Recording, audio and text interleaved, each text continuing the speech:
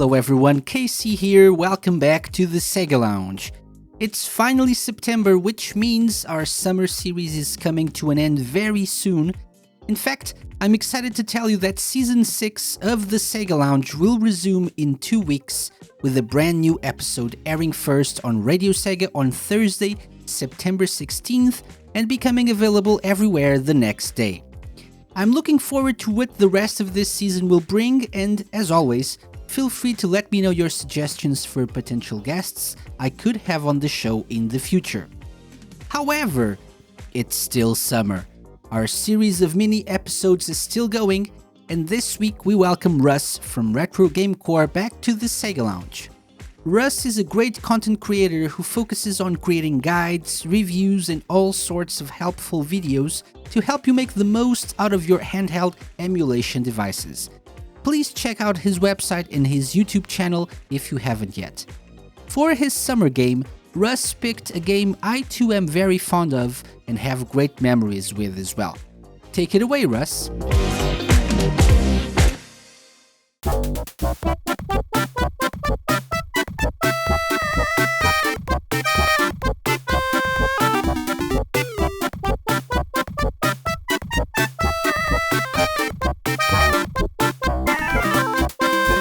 Hey everybody, this is Russ from Retro Game Corps.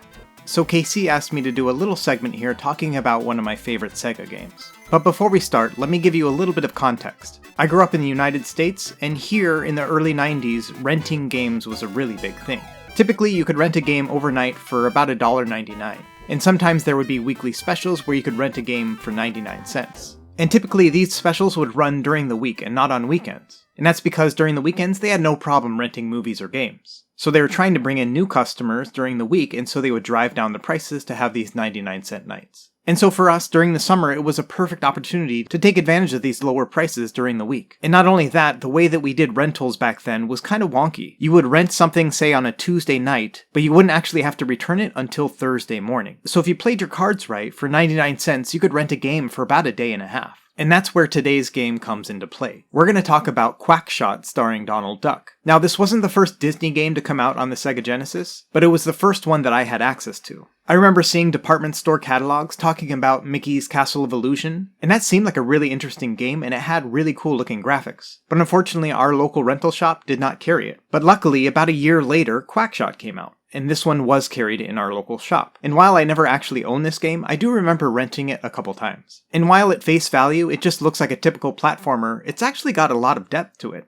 Number one, Donald Duck actually has a weapon. He has this plunger gun that he can shoot at enemies and temporarily stun them. Now you have unlimited plungers in the game, but you also get upgrades to your gun to include a popcorn shooter as well as a bubble shooter. And both of those weapons can actually kill the enemy, but you have limited ammunition.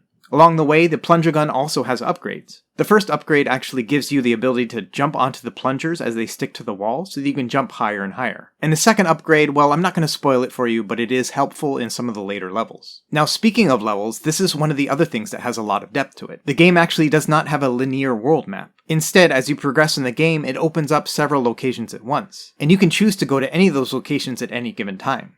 But once you're there, you're going to find obstacles that you need to unlock by going to some of the other levels and getting specific objects. For example, you need a key in order to get into one specific part of any other level. And so in the process, you end up finding yourself backtracking to some of the levels you thought you had already beaten. To me, this was kind of a revelation. It was almost like an open world game. And from a development standpoint, I think that was really kind of clever. They were able to reuse these assets in different ways. Some of these levels also have a dungeon component to them. And so while you may start in an overworld where you have jumping related obstacles, you'll eventually get into the dungeon, and there you're going to have to unlock puzzles or use your plunger to shoot enemies and things like that. Now, as much as I love this game, it also was very frustrating. It's very easy to die in this game, and the controls are a little bit floaty feeling. Luckily, I think the design team understood that, and they give you unlimited continues. So as long as you're persistent and have some tenacity, you can actually get through the game even as a child. And again, in an era where often games were too hard for me to play, this was a welcome change. And honestly, I consider this to be one of my favorite rental games because you could knock it out in about 2 hours or so. So yeah, in a nutshell, I really loved Quackshot Starring Donald Duck, and to me it was a perfect summer game because I could play it for cheap and get all the enjoyment I could out of it before I had to return it. Thanks to KC for having me on Summer Series 2021. Thanks for listening, and be sure to check out Retro Game Corps if you have any questions about retro gaming on handheld devices. And we will see you next time. Happy gaming! The Sega Lounge, hosted by me, KC, and part of Radio Sega's network of live shows and podcasts. Theme song and incidental music by OSC. Find them at opussciencecollective.bandcamp.com. Got any suggestions? Drop me an email to podcast@thesegalounge.com. Follow us on Twitter @thesegalounge and like us at facebook.com/thesegalounge. You can find previous episodes of the show by going to thesegalounge.com and wherever fine podcasts are downloaded.